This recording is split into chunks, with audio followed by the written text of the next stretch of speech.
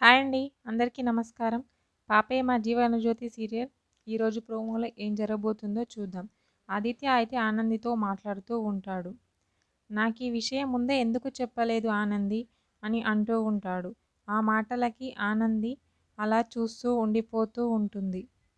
ఆదిత్య మాత్రం ఎవరు చెప్పకపోతే ఏం జరుగుతుందో నాకెలా తెలుస్తుంది అని అంటూ ఉంటాడు.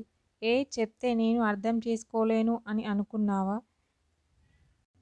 నేను తాళి కట్టిన మనిషిలా కాకుండా ఒక ప్యూర్ హార్టెడ్ పర్సన్గా నన్ను ట్రీట్ చేస్తున్నావు ఆనంది అంటూ ఆదిత్య అయితే చాలా బాధపడుతూ ఉంటాడు. ఆనంది మాత్రం ఏం మాట్లాడకుండా అలా ఆలోచిస్తూ ఉంటుంది. సునంద వాళ్ళ భర్త మాట్లాడుకుంటూ ఉంటారు. సునందతో ఇలా అంటారు.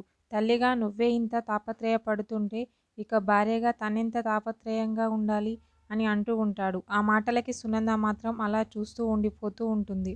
వెంటనే భార్య అంటే ఎవరో కాదు సునంద, మరో తల్లి. ఆదిత్య ఇప్పుడు హ్యాపీగా ఉన్నాడు. ఇంతకంటే మనకు కావాల్సింది ఏముంది అని అంటూ ఉంటాడు. జరిగింది మర్చిపోయి కోడల్ని క్షమించు సునంద అని చెప్తూ ఉంటాడు. సునంద మాత్రం ఆ మాటలకి ఆలోచిస్తూ అలా ఉండిపోతుంది. మరి సునంద అయితే ఆనందిని ఆదిత్యతో మాట్లాడనిస్తుందా లేదా అనేది నెక్స్ట్ ఎపిసోడ్లో చూద్దాం. ఓకే, థ్యాంక్ యూ అండి. నా ఛానల్ని సబ్స్క్రైబ్ అండ్ లైక్ చేయండి.